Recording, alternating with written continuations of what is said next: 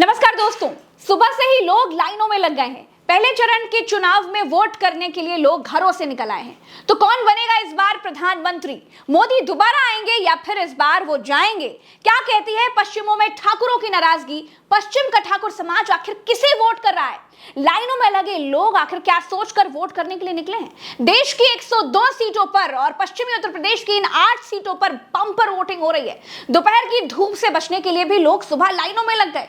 लोगों के भीतर चुनाव प्रचार के दौरान उत्साह भले ना दिखा हो, लेकिन वोटिंग के दौरान ये जबरदस्त उत्साह दिखाई दे रहा है। दोस्तों, पश्चिमी यूपी के हमारे सहयोगी लगातार वोटिंग के बारे में हमें अपडेट कर रहे हैं, लेकिन अभी बम्पर वोटिंग पर बात करने के लिए हमारे साथ वरिष्ठ पत्रकार प्रेम कुमार जी हैं। प्रेम कुमार जी, ऐसा जोश, ऐसा उत्साह देखकर आप क्या कहेंगे? प्रज्ञा जी, बहुत बहुत शुक्रिया।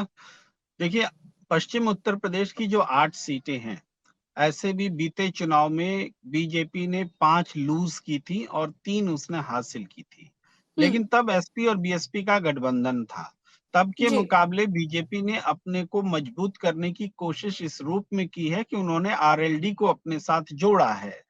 तो अब आरएलडी के हिसाब से तो इनको मजबूत होना चाहिए, लेकिन इस बार चूंकि इंडिया गठबंधन भी बना है, एसपी बीएसपी ना हो के कांग्रेस और एसपी के बीच है, और इसके अलावा बीएसपी के उम्मीदवार जो हैं कई जगहों पर बीजेपी के वोट काटते भी नजर आ रहे हैं, जो आम तौर पर ये माना जाता था कि बीएसपी की मौजूदगी से समाजवादी पार्टी या इंडिया गठबंधन को नुकसान होगा। तो ये चीजें बीजेपी को नुकसान करती दिख रही। कई फैक्टर्स आ गए हैं। एक तो राजपूत समाज का जिक्र किया आपने, जो कि पूरी सौगंध ले रहा है कि योगी तेरी मोदी तेरी खैर नहीं, योगी तुझसे बैर नहीं, ये नारा उत्तर प्रदेश में बुलंद हो रहा है। दूसरी बात है कि पैराशूट उम्मीदवार भी बीजेपी ने आजमाए हैं, जैसे मेरठ में अरुण गोविल को उम्मीदवार बनाया है। कोशिश तो ये की गई कि रील के राम को समांतर रूप से ओरिजिनल राम के खड़ा किया जाए, लेकिन वो सर, हाथ धार्मिक में मुद्दा। सर लोग जो वोट मांगते हैं वो हाथ जोड़कर वोट मांगते हैं, लेकिन अरुण गोविल हाथ में इतनी बड़ी राम जी की तस्वीर लेकर के ऐसे करके वोट मांग रहे हैं सर।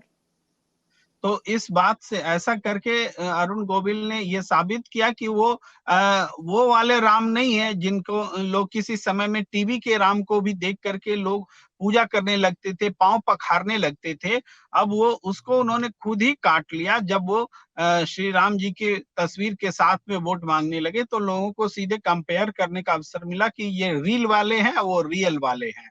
तो इसका नुकसान ही उठाना पड़ा है। तो ये दूसरा फैक्टर हो गया।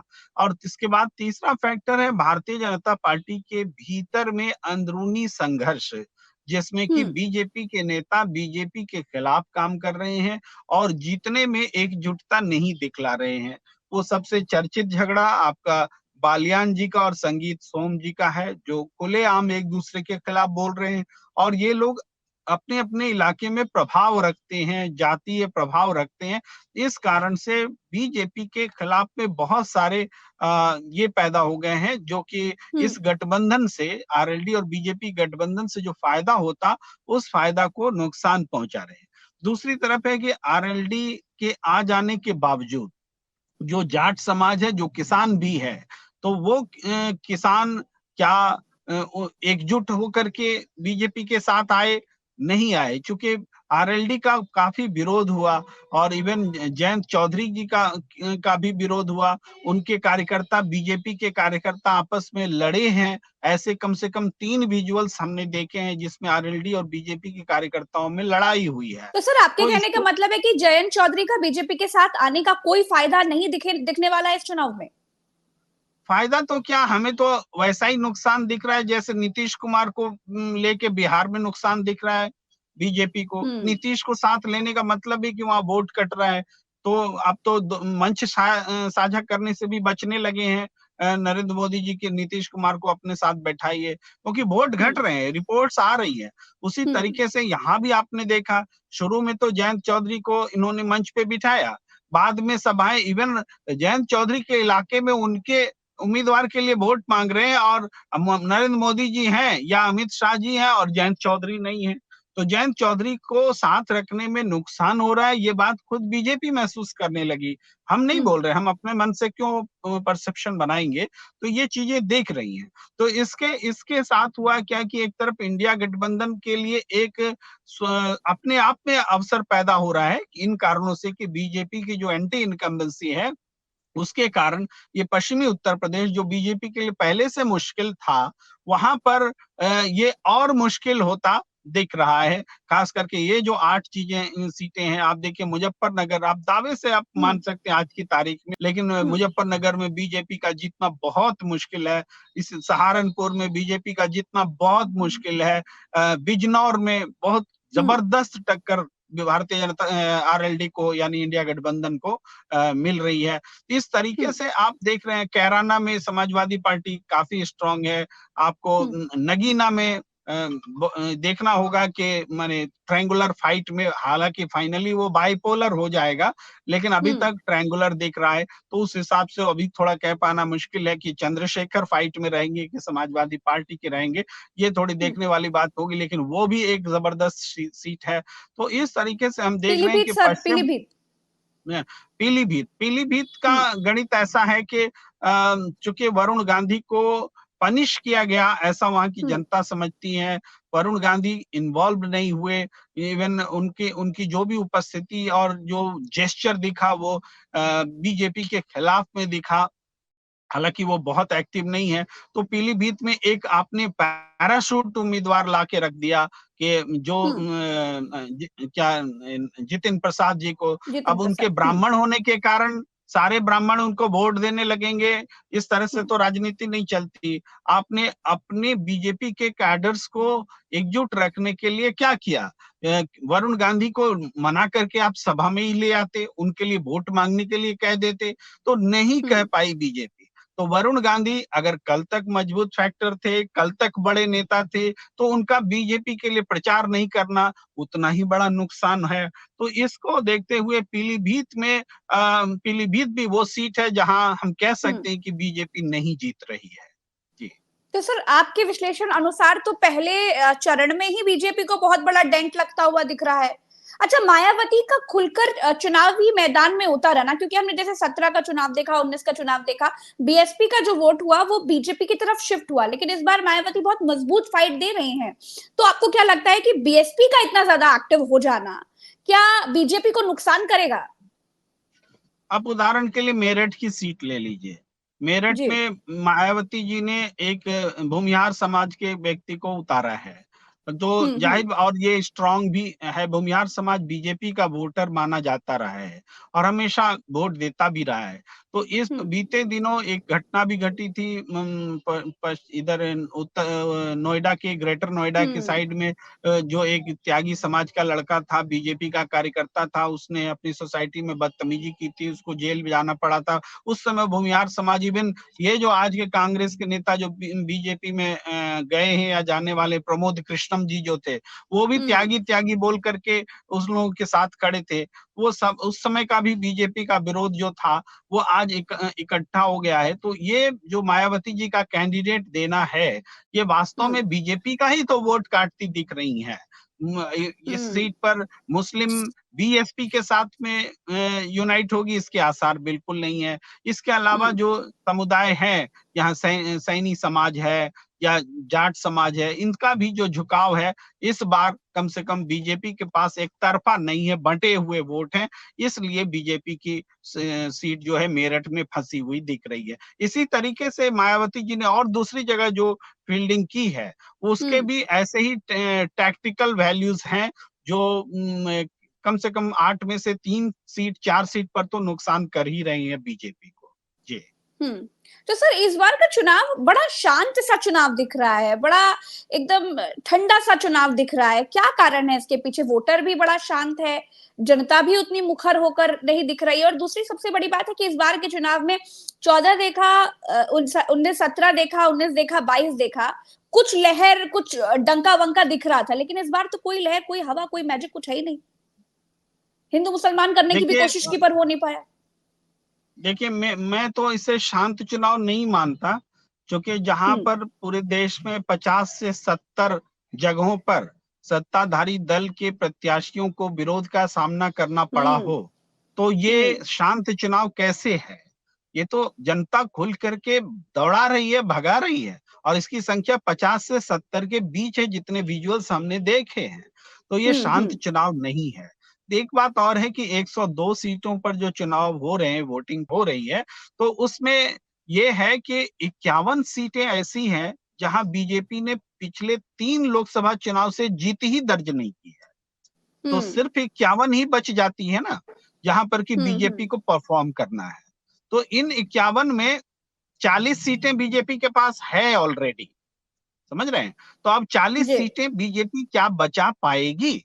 अगर 40 सीटें बीजेपी नहीं बचा पाती है, तो ये 400 का नारा तो छोड़िए, 400 का नारा 102 में आप 76-77 सीट लाएंगे तब 400 होगा।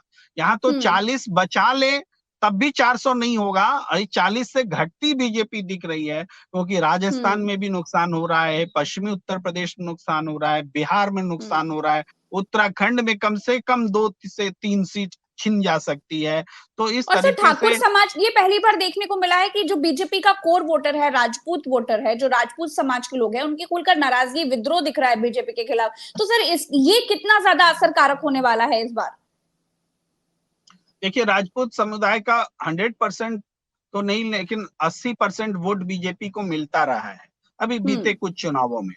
लेकिन इस बार ये हमें हम्म। लगता है कि ये 55% 50% तक पर आ जाएगा। कम से कम 25-30% राजपूत समुदाय का वोट नुकसान करेगा। मैं उन लोगों में से नहीं हूं जो कहूं कि पूरा राजपूत समुदाय बीजेपी को वोट नहीं सर करेगा। लेकिन जहां पे लेकिन इस नब्बे विरोध के प्रतिशत वोटर बीजेपी का जी कोर वोटर, जो 90% वोटर भाजपा को वोट करता है, अगर वो सर आपके अनुसार 30% पर आ जाएगा, या 25 पे आ जाएगा, या 40 पर भी रह जाएगा, तो सर बीजेपी का तो बहुत बड़ा नुकसान दिख रहा है। तब तो 400 पार का सपना तो बहुत छोड़ छोड़ दीजिए, उत्तर प्रदेश में भी बुरी तो बुरी हालत है। देखिए, यही कारण है कि राजस्थान में राजपूत नाराज हैं, जाट कांग्रेस के साथ एकजुट है, हाँ। गुर्जर हाँ। कांग्रेस के साथ एकजुट है, आदिवासियों के साथ कांग्रेस का समझौता हो गया, लेफ्ट के साथ समझौता हो गया। इन कारणों से राजस्थान प्रभावित हो गया। उसमें सिर्फ राजपूत फैक्टर नहीं है, लेकिन जी। राजपूत फैक्टर ने इस पूरे विरोध के बीजेपी विरोध के फैक्टर को बड़ा बना दिया। उत्तर प्रदेश में सिर्फ राजपूत फैक्टर नहीं है, लेकिन हम्म। बीजेपी की अंदरूनी खींचतान, जाटों का और किसान आंदोलन का इम्पैक्ट किसी एक चुनाव में हम्म। खत्म नहीं हो जाता, वो इम्पैक्ट लंबा चलता है। वो समस्याएं, वो बात आज भी बनी हुई है। तो उन सब हम्म। कारणों से बीजेपी की परेशानी है। आप बताइए, जनरल वीके सिंह का टिकट कटा। आप राजपूत पूछ रहे हैं ना कि हमारे राजपूतों का ही टिकट क्यों कटता है, ये इस और तरह से सवाल किए ब्रिजभूषण जा रहे सिंह हैं। कह रहे हैं वही है, वही जो राम रचि राखा। तो वो बिल्कुल कह रहे हैं, एक संकेत है, ऐसा कहने में भी संकेत होता है। तो हम इस तरीके से देखते हैं कि बीजेपी के लिए जो पहले चरण का चुनाव है, इसमें उनको 40 सीटें जो थी वो घट करके 23-24 पर आ रही हैं, ऐसा हमें दिख रहा है। ओफो। सर मैं जल्दी जल्दी कुछ सवाल ले रही हूँ, मुझे पता है आज आपके पास समय नहीं है, लेकिन जी आखिरी जी सवाल है प्रेम कुमार सर, आपको क्या लगता है कि इस बार जो बीजेपी का सबसे बड़ा नुकसान कर रहा है, वो सबसे बड़ा फैक्टर क्या है? मैं पहले चरण की बात कर रही हूँ। जी, मुझे लगता है कि सबसे बड़ा फैक्टर जो है वो है तानाशाही रवैया, अपनी हम्म। पार्टी के ही लोगों को नाराज करना, हम्म। करप्शन के मुद्दे पर जवाब नहीं दे पाना। और हम्म। ये जवाब तो बीजेपी के कार्यकर्ता देंगे ना, नीचे में लड़ेंगे। अब हम्म। ऊपर में कोई जवाब ही नहीं आ रहा है। कह रहे हैं कि इलेक्टोरल बॉन्ड सही था, जबकि सुप्रीम कोर्ट कह रहा है गलत था। इलेक्टोरल बॉन्ड से उगाही की गई, उस पर सर चुप्पी इन है। बातों का जमीन पर जनता पर असर दिखता है क्या? कौन नहीं, आप जाके पूछिए ना, इलेक्टोरल बॉन्ड क्या प्रोनाउंसिएशन नहीं करेंगे, लेकिन बोलेंगे कि ये अडानी अंबानी ने मिलकर लूट हम्म। लिया। ये बात हम्म। बोलचाल में बोल देंगे, उनको भले इलेक्टोरल बॉन्ड बोलने ना आता हो। तो जमीन तक हम्म। बात पहुंच गई है, ऐसा नहीं कि नहीं पहुंची। और सोशल मीडिया हम्म। बहुत स्ट्रांग है, इस वजह से ये सबसे बड़ा फैक्टर है। अगर तानाशाही रवैया नहीं होता, अपने कैडर्स को ही समझा लेते, तो कैडर्स उनका काम कर देते। आज तो हम्म। बीजेपी बीजेपी के खिलाफ खड़ी है। बीजेपी को कोई दूसरा नहीं हराएगा, वो अपने कारण से हारेगी। विपक्ष तो बहुत कमजोर है, उसको जनता हम्म। का की मदद मिल रही है, तब वो मजबूत हो रहा है। जी हम्म। सर पिछले चुनाव से आज के चुनाव में आप कितना अंतर देख पा रहे हैं? 14, 17, 19, 22 सबको छोड़ दीजिए, 24 का चुनाव सबसे अलग क्यों दिख रहा है सर?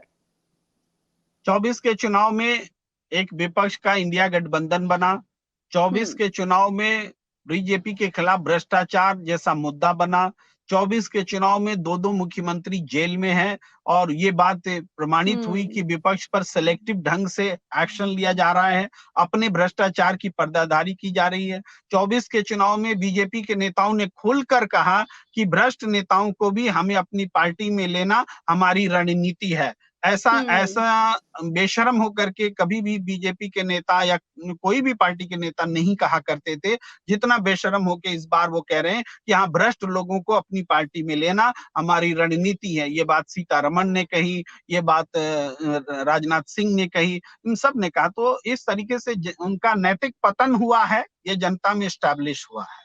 सर, वोटिंग से कुछ ही घंटे पहले बैठे हैं, बिल्कुल आखिरी सवाल है, आपको क्या लगता है कितनी सीटों पर डेंट पड़ रहा है इन 8 सीटों में?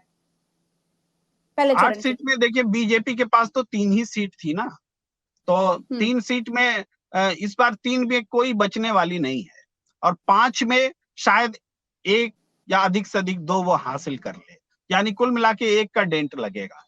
जी जी, चलिए बहुत बहुत शुक्रिया प्रेम कुमार सर, आपने समय दिया और आज का दिन बेहद व्यस्त है और हम आपको एक एक एंगल पर, क्योंकि कुछ ही घंटों बाद वोटिंग होने वाली है, एक एक एंगल पर एक एक आपको एक एक छोटी से छोटी बातें बता रहे हैं, हर एक अपडेट देते रहेंगे, जिसके लिए आप हमारे साथ लाइव जरूर जुड़ेगा। आज हम दिन भर लाइव रहेंगे और साथ ही तमाम वरिष्ठ पत्रकारों को भी जोड़ेंगे, राजनीतिक विश्लेषकों को भी जोड़ेंगे। अभी के लिए इतना ही, चलते हैं, नमस्कार, जय हिंद।